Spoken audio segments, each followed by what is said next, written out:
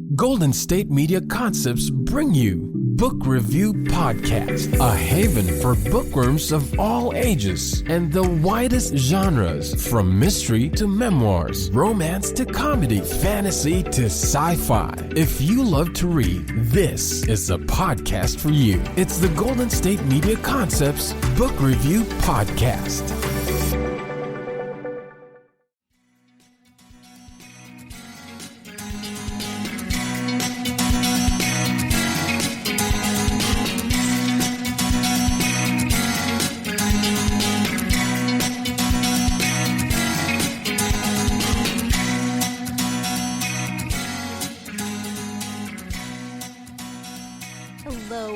Welcome to the GSMC Book Review Podcast, brought to you by the GSMC Podcast Network.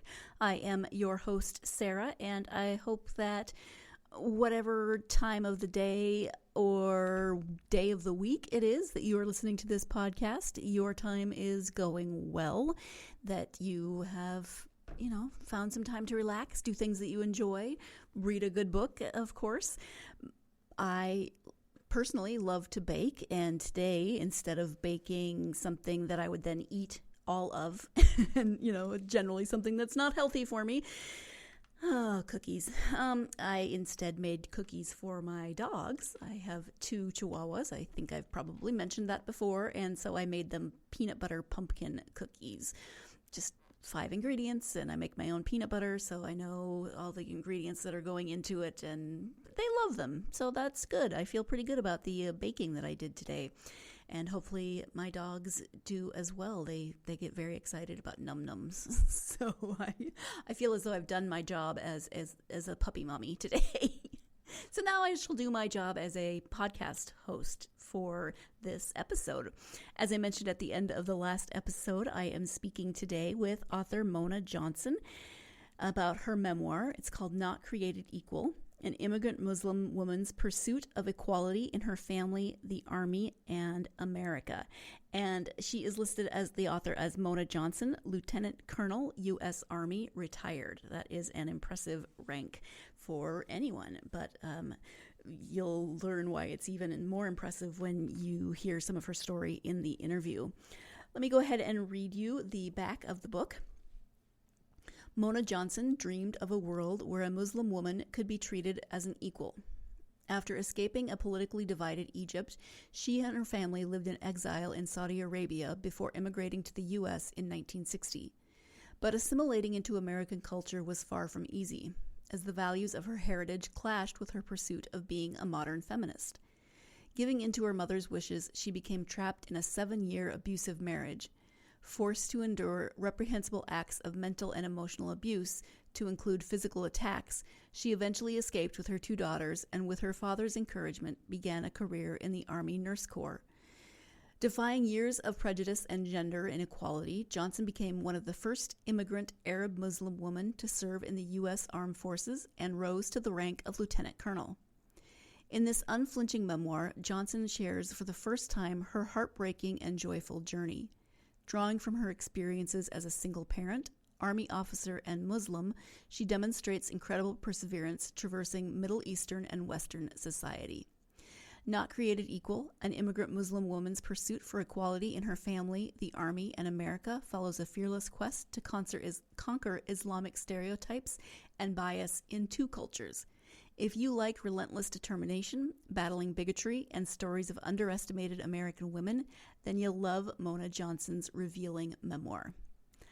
There you go, the description of this book that we are talking about today. I am so appreciative when people write this type of memoir and share their experiences. It is so wonderful to read lots of different types of experiences, and Mona's is certainly very different, obviously, from my own experience and maybe from a lot of other people's experiences, but it's so important to read memoirs like this, especially about people who are very different from ourselves, so that we can learn about different cultures, we can learn about different people, we can see where the differences and the similarities lie, and we can learn from each other, because this is where we get a lot of fear in society, is when we don't understand something or someone. And so finding ways to learn more and understand people and to get to know them as people and not just as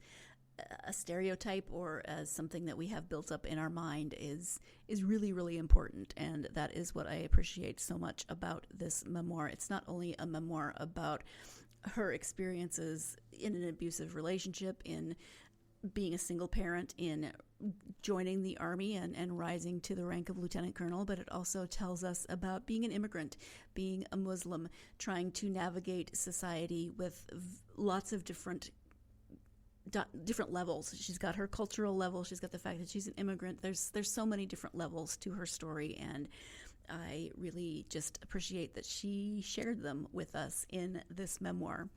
Let's go ahead and turn now to the interview. Again, the author is Mona Johnson. The book is Not Created Equal, an immigrant Muslim woman's pursuit of equality in her family, the Army, and America.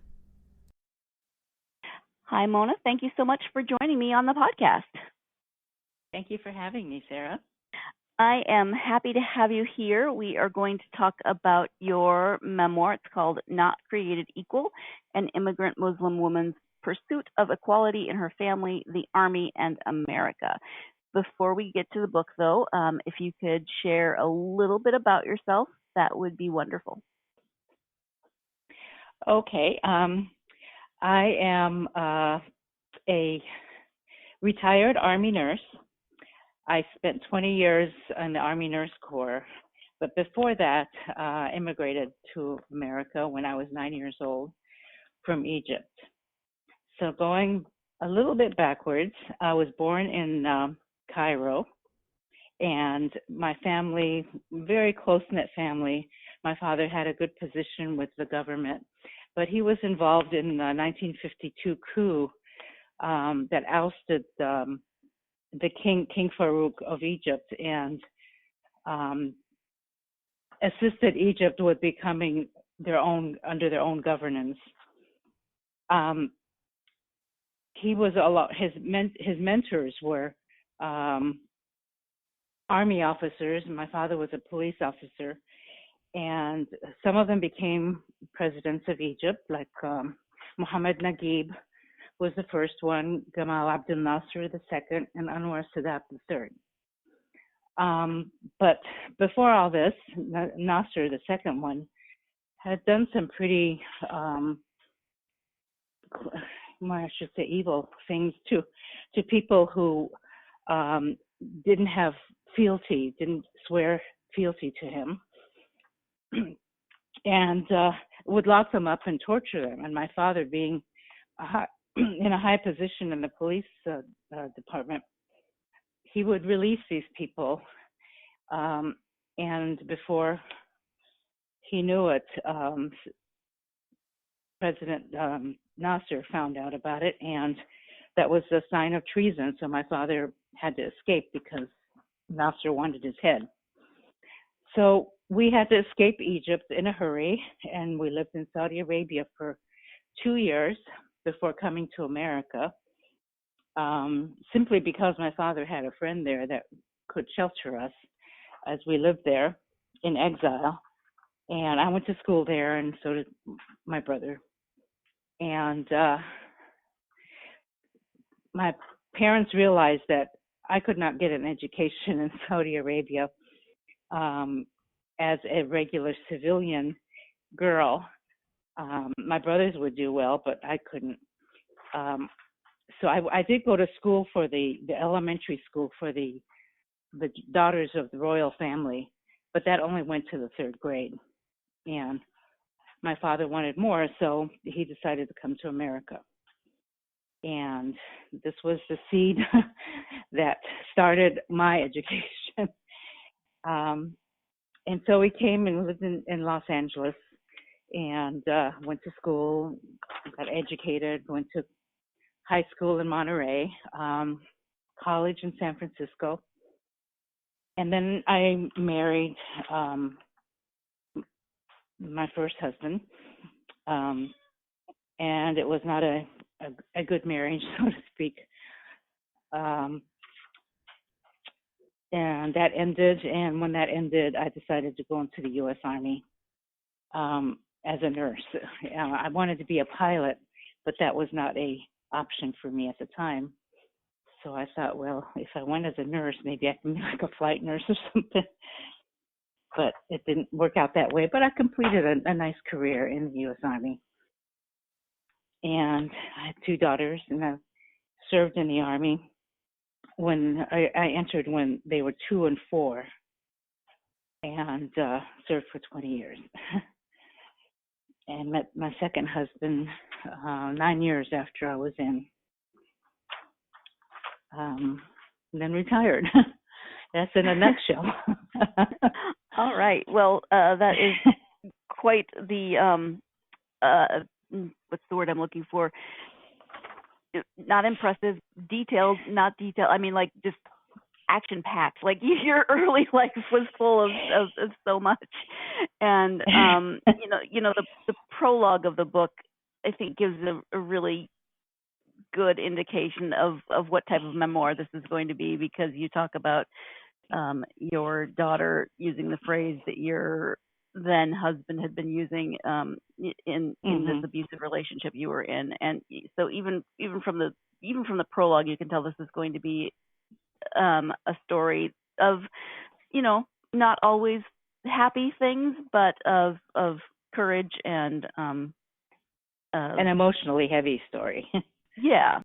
But it is not only just an emotionally heavy story. There's all kinds of other emotions in there. There is hope, there are bright spots, etc. So it is time for our first break of the podcast. When we come back, I will hopefully be able to find more words than I could when I went from when I tried to say action-packed, which I don't think was actually the word I was looking for at that point. But hey, it was fun vocab with Sarah, I guess, or not so fun vocab with Sarah. When we come back, we will be talking more about Not Created Equal with author Mona Johnson. So stay tuned. You're listening to the GSMC Book Review Podcast, and I'll be right back. The GSMC Life and Happiness Podcast takes you on a journey of exploration. We'll discuss tried and true methods alongside the latest trends of how to best live your life to its fullest and happiest. From psychology to meditation, science to self-help books, the GSMC Life and Happiness Podcast will help you to discover what makes you happy and how you can live life being the best you possible. Download the GSMC Life and Happiness Podcast on iTunes, Stitcher, SoundCloud, Google Play, or anywhere you find podcasts. Just type GSMC in the search bar.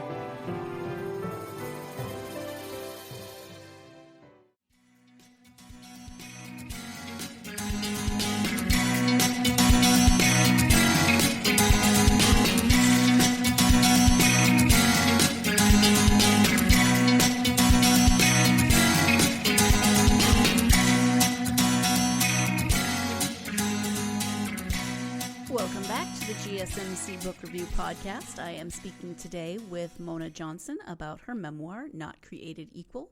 Before the break, we heard a bit about the premise of the book, the story of Mona's that she is sharing in this memoir. So let's now go ahead and return back to that interview. Can you talk about what inspired you to put down your story as a memoir?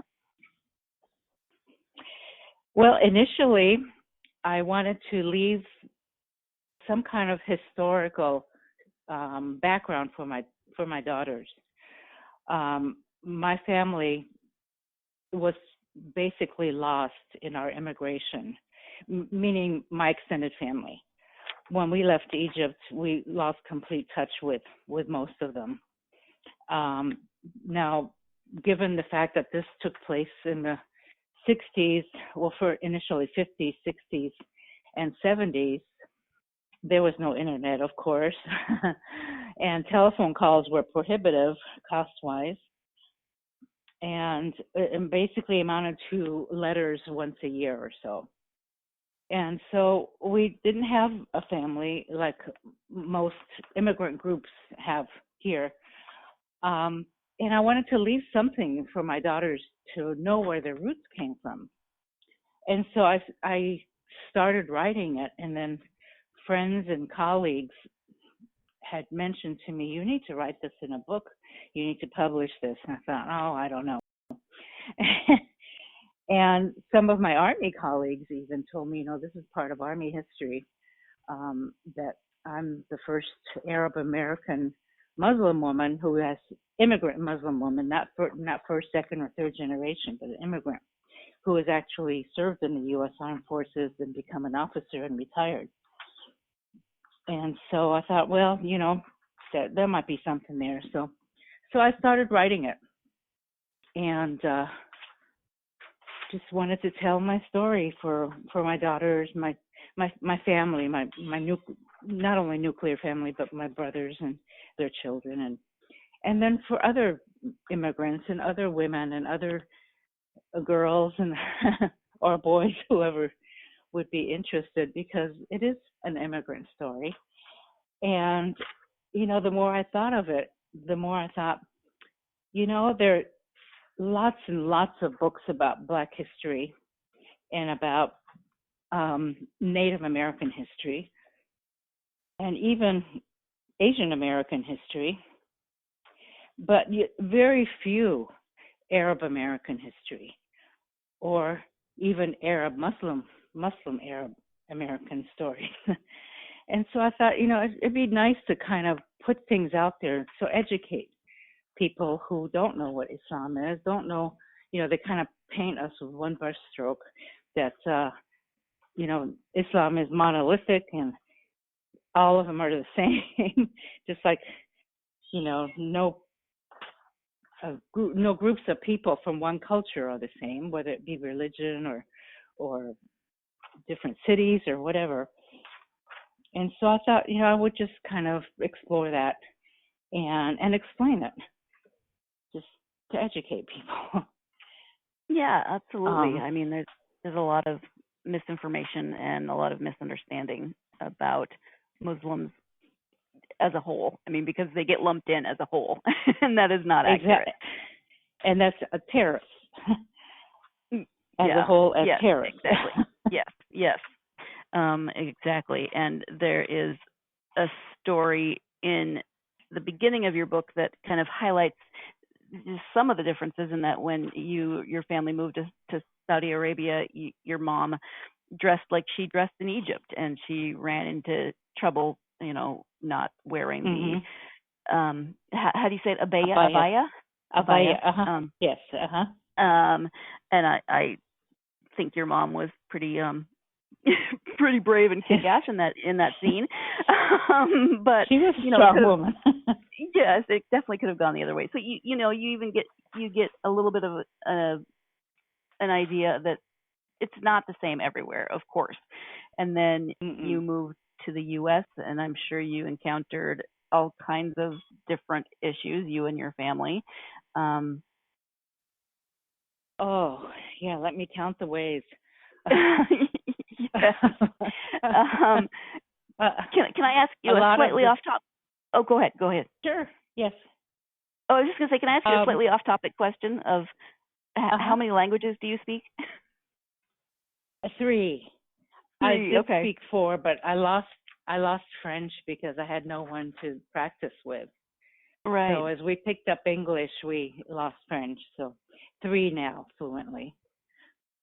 That's still impressive. Okay, because so your mother's family has German heritage. Do you? Yes. Do you speak some German still? I mean, there's German references in the book. Yes, my grandmother was German. Actually, it was kind of a different Egyptian family for us because we have the German part too. And my parents celebrated both cultures. But not only that, but the time period in the late 50s, was we left Egypt in 57. Egypt was still very westernized. It was not colonized anymore officially, but still culturally, it was very westernized by the British, the Germans, and the French. And the people wore, I mean, you could have been in any European city walking down the streets of Cairo. Whereas now, you can tell it's Middle East. So they've essentially gone backwards over the years in terms of their dress and social behaviors and things like that. But my parents were used to American or European music, movies. That's why they wanted to go to California, because the movie stars lived there. So they were used to seeing that. And in many ways, they were westernized. However, they still wanted to keep their Middle Eastern or Egyptian concepts and culture. Yeah, so we celebrated Christmas. Right. I have a slight fascination with families and, you know, blended families, all kinds of families. So I just enjoyed hearing about yours. I'm going to jump in here so we can take our second break of the podcast. But I will say I really, truly am fascinated and love hearing about different kinds of families, whether those are blended families, whether those are families of mixed race or mixed culture. I am just fascinated by families and how they navigate the differences. Even the families that look like they could be the most similar still have different aspects of their own families of origin to navigate when they come together as a family. So that is obviously a topic for another time or another podcast, but I do love hearing those kinds of stories. Let's go ahead and take that second break. When we come back, we'll be speaking more with Mona, and we'll go to her time when she first immigrated here to the U.S. So stay tuned. You're listening to the GSMC Book Review Podcast, and I will be right back. Tired of searching the vast jungle of podcasts? Now listen close and hear this out. There's a podcast network that covers just about everything that you've been searching. Hey! The Golden State Media Concepts Podcast Network is here. Nothing less than a podcast bliss with endless hours of podcast coverage.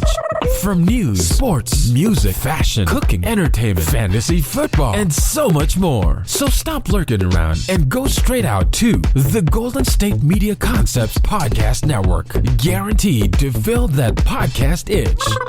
Whatever it may be. Visit us at www.gsmcpodcast.com. Follow us on Facebook and Twitter, and download us on iTunes, SoundCloud, and Google Play.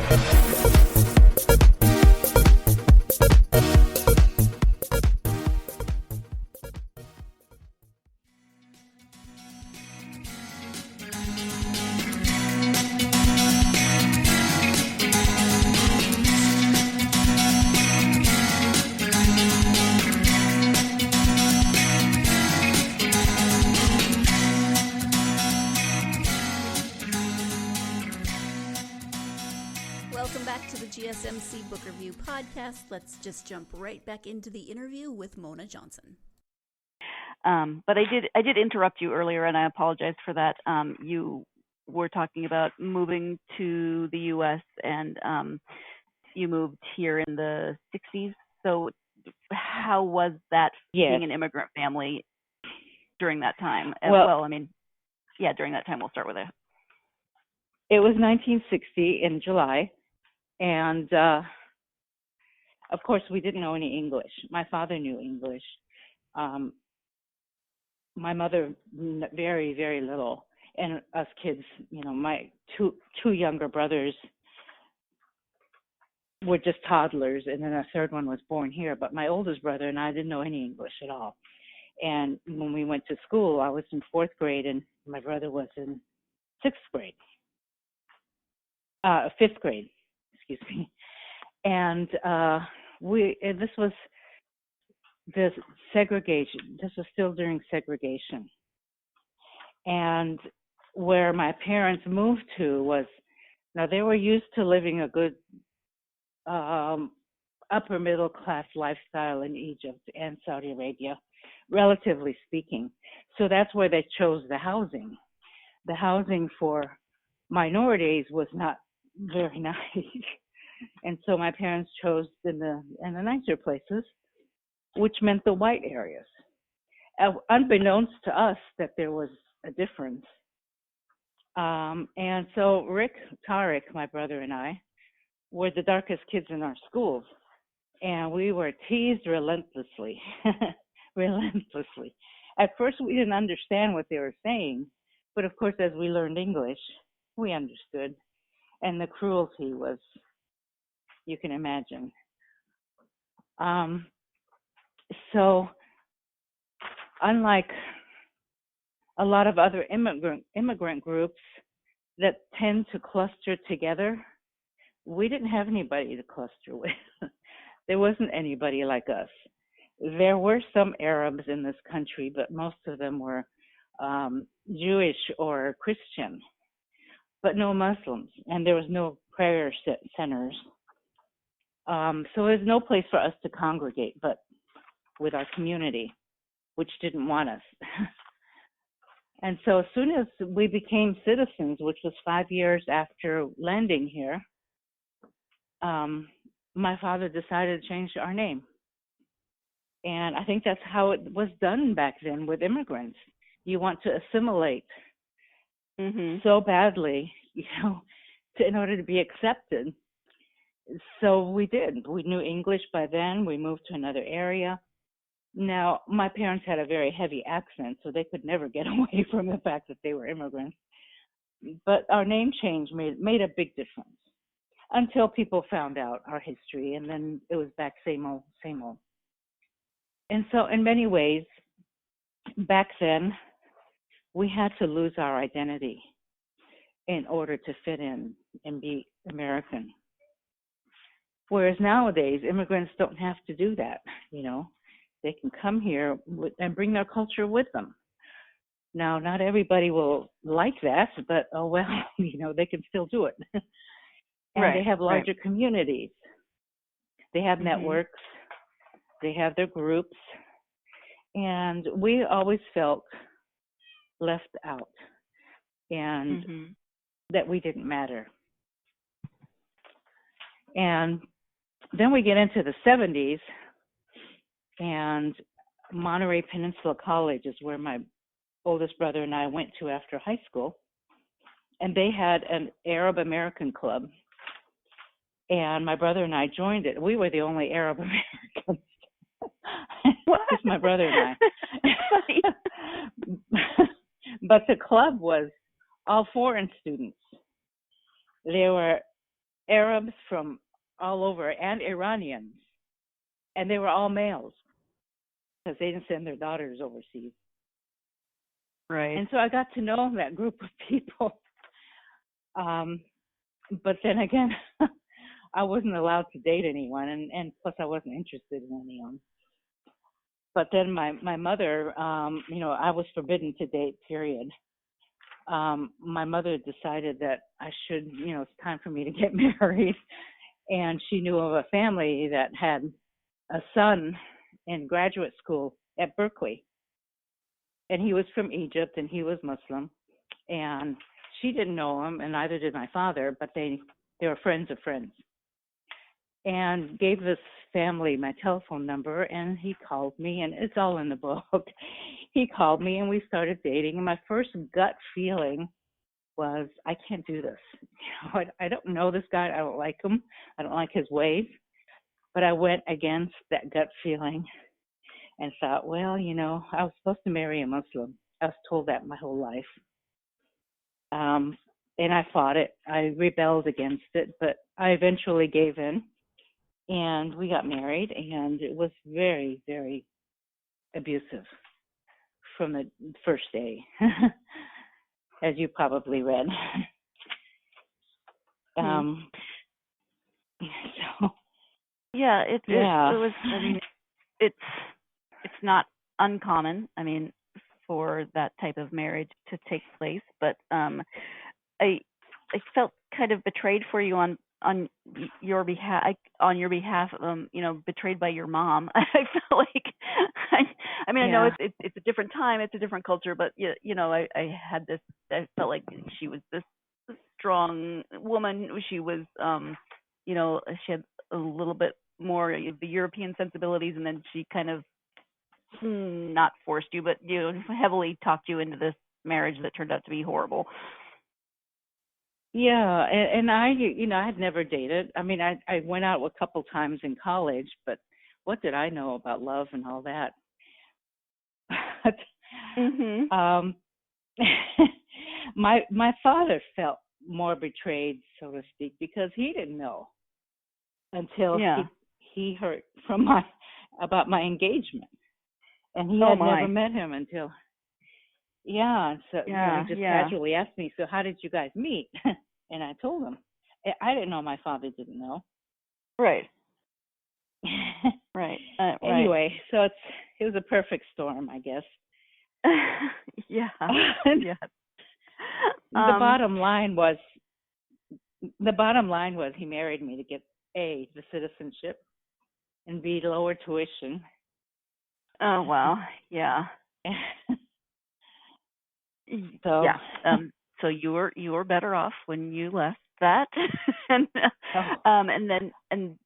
then you went into the Army, and I can only imagine that presented its own challenges, not only because you were a single mother with 2 children, but also, with the fact that you were Arab Muslim woman in a very male-dominated field. You went into nursing, which has more women, but the Army as a whole, very male-dominated. Absolutely. Now, I went into the Army. I had to have a full background check, of course, and secret security clearance. So, of course, they knew everywhere that I lived from the time we came to America, and even before that. So they knew I was an immigrant and where I came from. But they didn't know that I was Muslim because it was not documented anywhere until it came time for me to let them know on my dog tags. That's one of the necessary pieces of information they need in case you become a casualty. I didn't know what to do, so I consulted my father, and he said, "Oh, just tell them that you believe in one God and you're spiritual and that you're flexible." So I went back to the processing sergeant, the next day. I don't think they can put all that on dog tags. That's exactly what he said. He said, "I can't put all that on there." He said, "It's Jewish, Protestant, or Catholic. Which is it, Captain?" So I hesitated. I didn't want to tell him. And so then he says, "I could put NRP." And I said, "What's NRP?" "No religious preference." I said, "Okay, put that." So I left it at that. And that, as far as my records go, was the extent of it.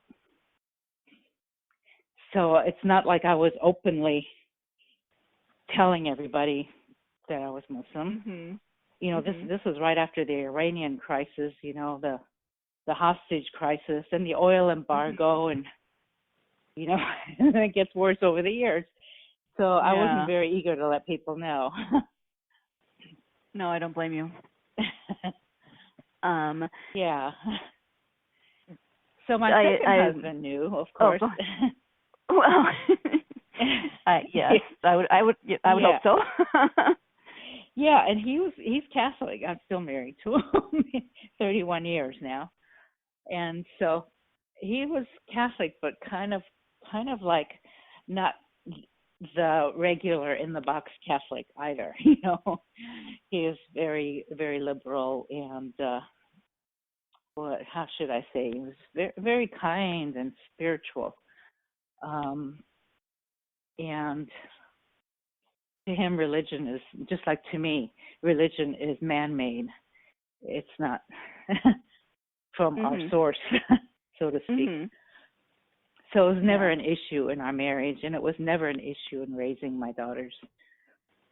Time for that last break of the podcast. Stay tuned. You're listening to the GSMC Book Review Podcast, and I will be right back. The Golden State Media Concepts Travel Podcast, the show that gives you advice on everything travel. We explore places you've always wanted to go, as well as giving tips for traveling in those places. We'll give you advice on the best sites for travel tips, information, and discounts. Join us as we travel the world, explore cultures, and meet new people. The Golden State Media Concepts Travel Podcast has got you covered. Download the GSMC Travel Podcast on iTunes, Stitcher, SoundCloud, Google Play, or anywhere you find podcasts. Just type GSMC in the search bar.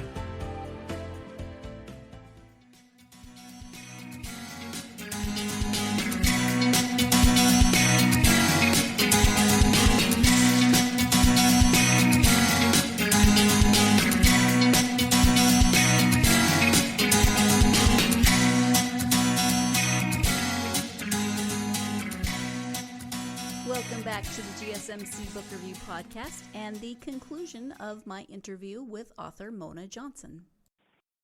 You mentioned that you wanted a history, and I know that you are, you're a mother and now a grandmother. What do you hope that your daughters, their children, future generations will be able to take from this book? Well, first and foremost, I guess the culture that we came from.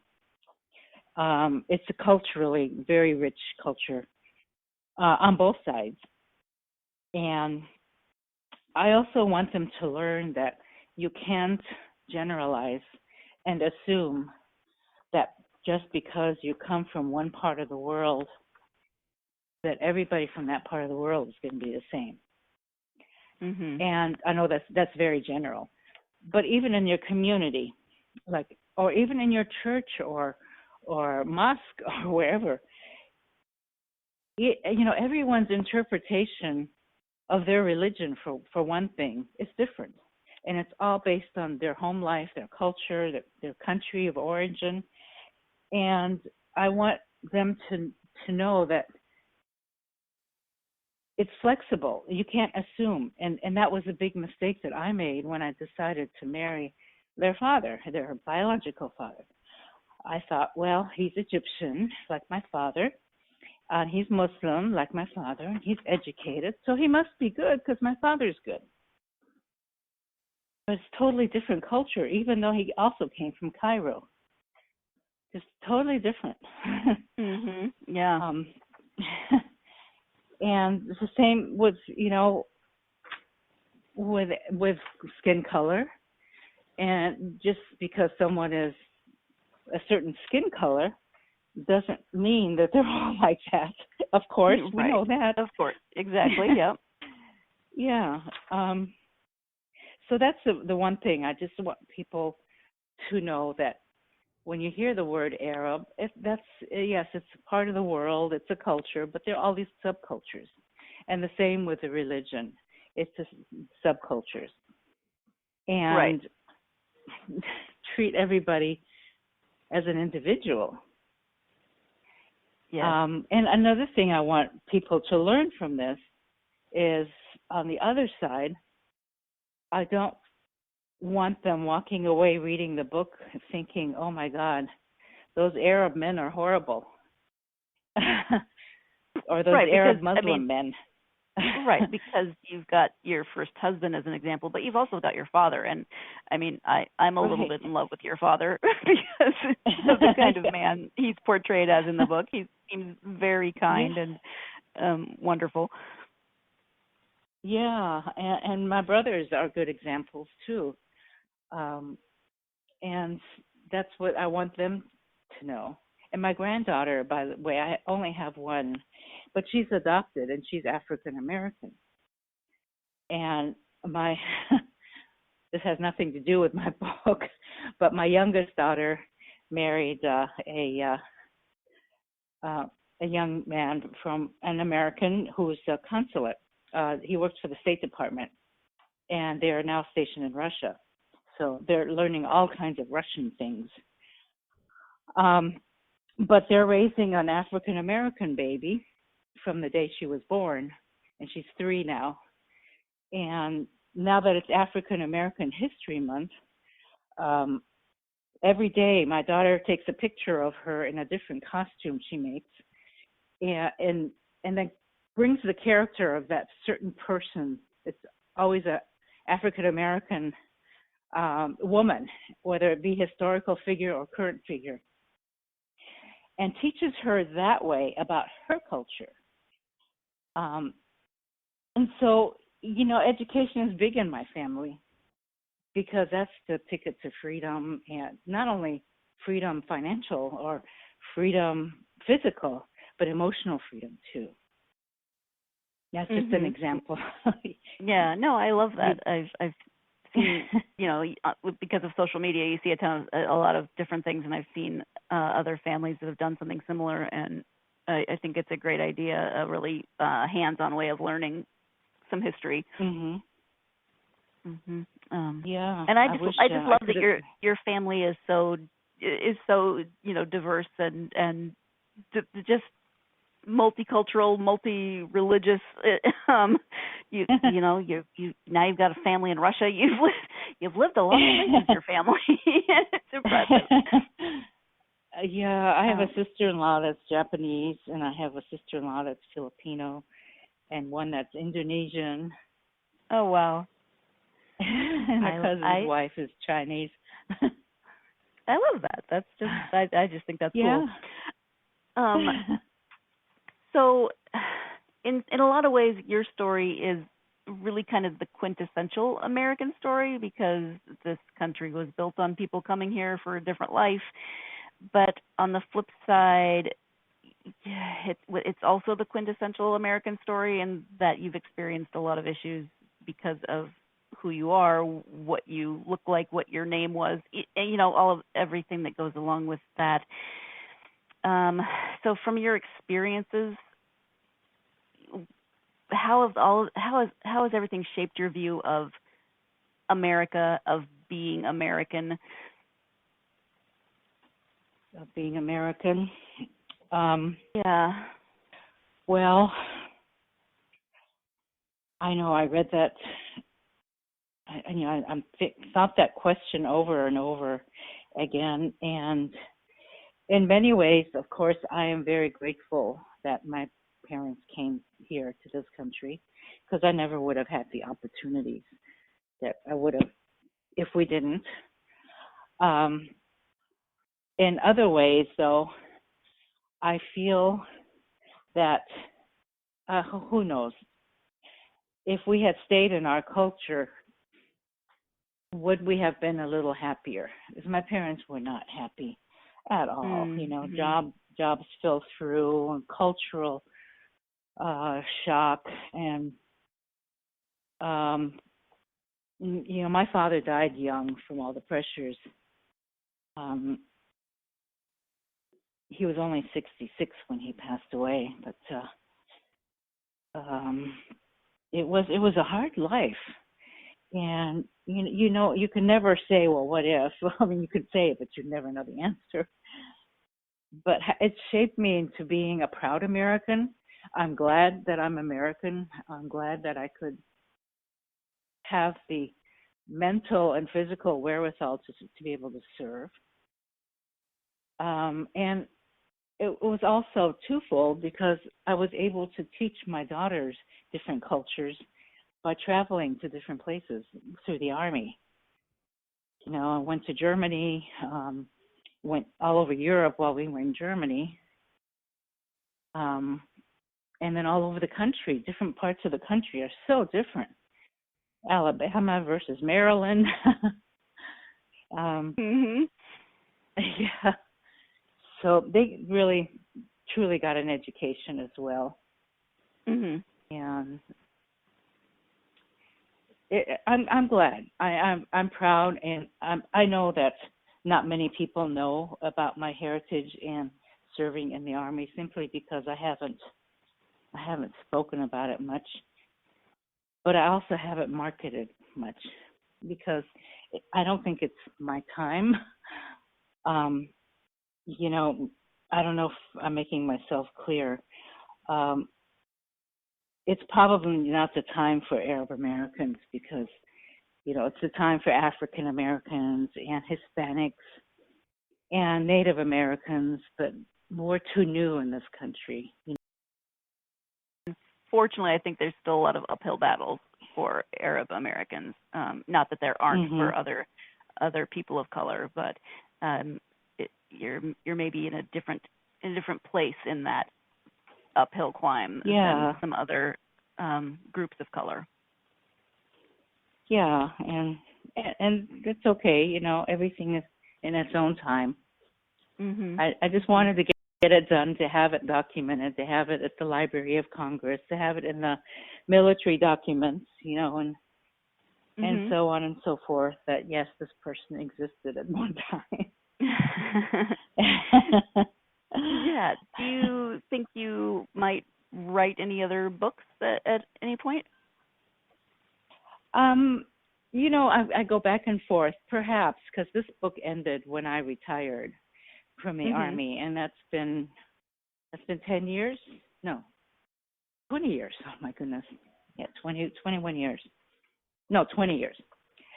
So, a lot's happened in the 20 years that I've been here in South Bend, too, in the sense that a lot of things haven't changed race-wise. And so I continue to keep a low profile because I've had instances where people realize my background and weren't so accommodating or nice. Mm-hmm. And it hasn't gotten any better in the last 5 years. Mm-mm. In fact, it's gotten worse. Yeah. And 5 years ago, I wrote a letter to Barack Obama, which I'm sure you saw in the end of the book. Yes. Just highlighting my story and my disgust with how some people view others in this country and what to do about it. And he wrote me a very lovely response and gave me hope. Yeah. And encouragement. Yeah. Yeah. Yeah. The one line that jumped out at me from that letter was, one election does not change who we are as a people. And it kind of felt like it did, but hopefully we are moving in a different direction now. We have to keep moving forward. Every citizen has a place in our collective American story that nobody can take from them. Mhm. So yeah, yes, it's a really lovely letter.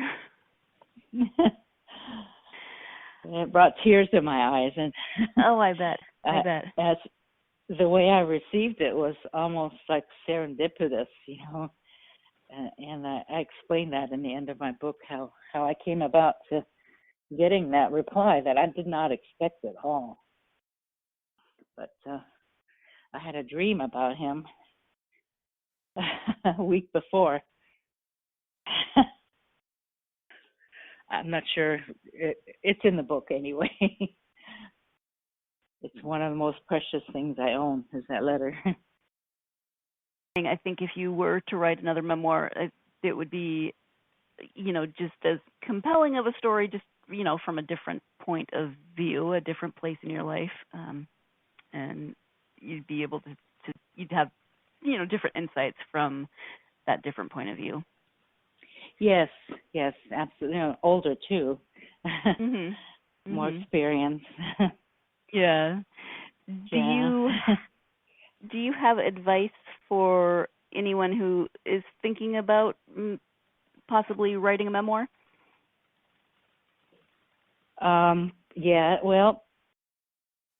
I suppose it can be called advice, right from your heart.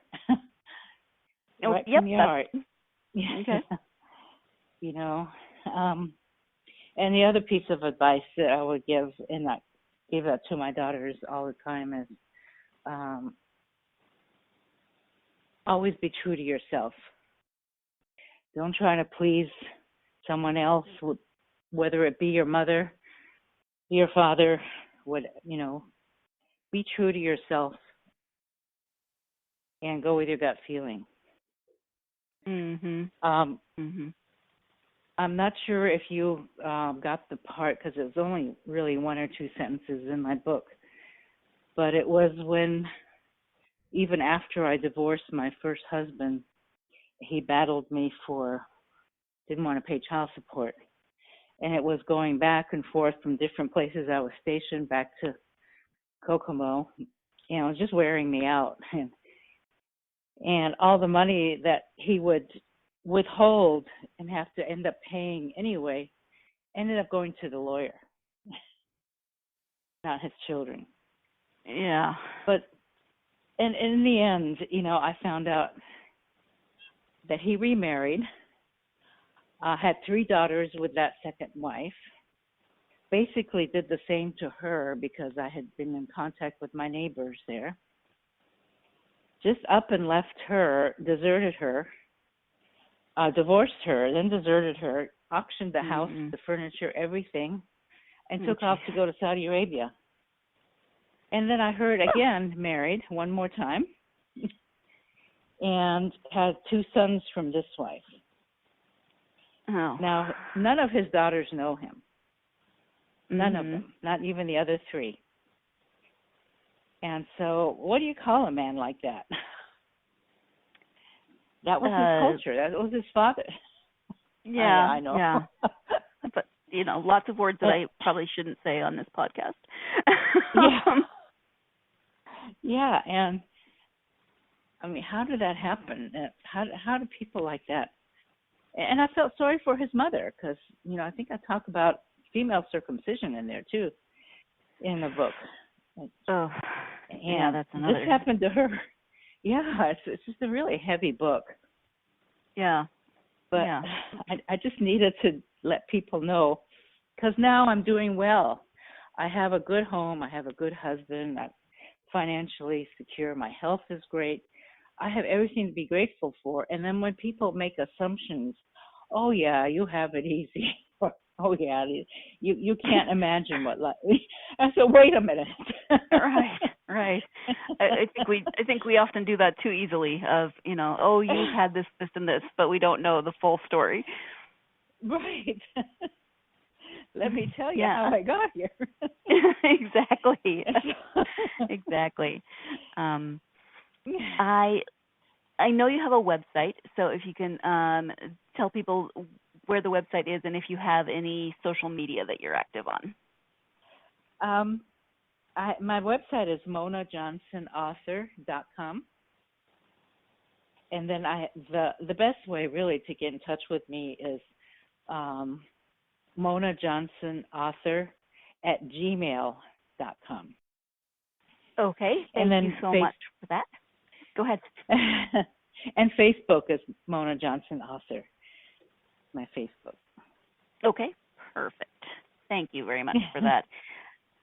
Mona, we've talked about a lot of different things, but is there anything that we haven't covered that you really wanted to mention at this point about the book or about what you hope people will take from the book? Anything that we haven't covered? No, I think we pretty much got the gist of it. The different chapters, the different chapters will pretty much give you details on all the things that we covered.